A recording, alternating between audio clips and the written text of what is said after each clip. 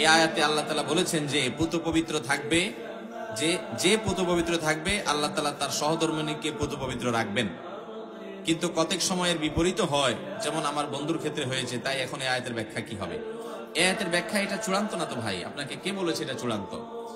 এই আয়াত পড়ে অনেকে ভুল বুঝে, অনেকে মনে করে আয়াতে আল্লাহ বলেছেন যে খবিস মহিলারা খবিস পুরুষদের জন্য আর ভালো মহিলারা ভালো পুরুষদের জন্য।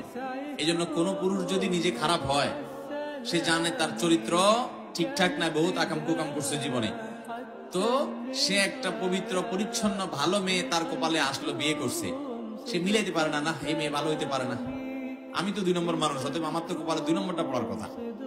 সে নিজের বউয়ের প্রতি খারাপ ধারণা করে। এই আয়াত ভুল বোঝার কারণে, এটা আয়াতের মর্ম এভাবে নয়। এই আয়াতের একটা ব্যাখ্যা হলো, একটা প্রসিদ্ধ ব্যাখ্যা হলো, মন্দ কথা সেই সকল লোকদের জন্য যারা মন্দ, তারা মন্দর উপযুক্ত। এর মানে গালিগালাজ করা না, মানে সে মন্দ হলে তার প্রাপ্য মন্দ হয়, আর যদি সে ভালো হয় তার প্রাপ্য ভালো হয়। এখানে কথাকে বোঝানো হয়েছে, এটা একটা ব্যাখ্যা। আরেকটা ব্যাখ্যা হলো, যারা ভালো পুরুষ তাদের ভালো নারী পাওয়া তাদের অধিকার, যারা খারাপ পুরুষ তাদের খারাপ নারী পাওয়া তাদের অধিকার। এর মানে এইটা না যে যত মানুষ ভালো হয় তাদের স্ত্রীরা সব ভালো হয়, যত মানুষ খারাপ হয় তাদের স্ত্রীরা সব খারাপ হয়। আল্লাহ এখানে কোনো সংবাদ দেন নাই, এটা জাস্ট তার উপযুক্ততা বলছেন যে তুমি খারাপ, তো তোমার খারাপই পাওয়ার হক এবং ওইটাই তোমার পাওয়া উচিত। তুমি ভালো, তাহলে তোমার ভালো পাওয়া উচিত, এটা তোমার প্রাপ্য। যার খারাপ পাওয়া উচিত, আল্লাহ দয়া করে তাকে ভালো দিতে পারেন কি পারেন না? ফেরাউনের মতো খারাপ মানুষকে আল্লাহ তাআলা ভালো স্ত্রী দিবেন না, দেন নাই। আবার আল্লাহ নবী লূত আলাইহিস সালাম এবং নূহ আলাইহিস সালাম, আল্লাহর 2 জন নবী নেককার বান্দা, তাদের দুজনকে 2 জন স্ত্রী দিয়েছেন যে স্ত্রীরা তাদের প্রতি ঈমান আনেন নাই।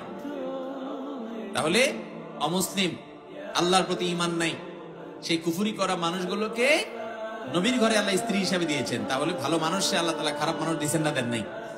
তাহলে এভাবে এই আয়াতের আলোকে এই সহজ সমীকরণ করা যাবে না। আর এই আয়াতের ব্যাখ্যা মোটেও সঠিক না, যে ভালো হবে তার সহধর্মিণী ভালো হবে, যে খারাপ হবে তার সহধর্মিণী খারাপ হবে না।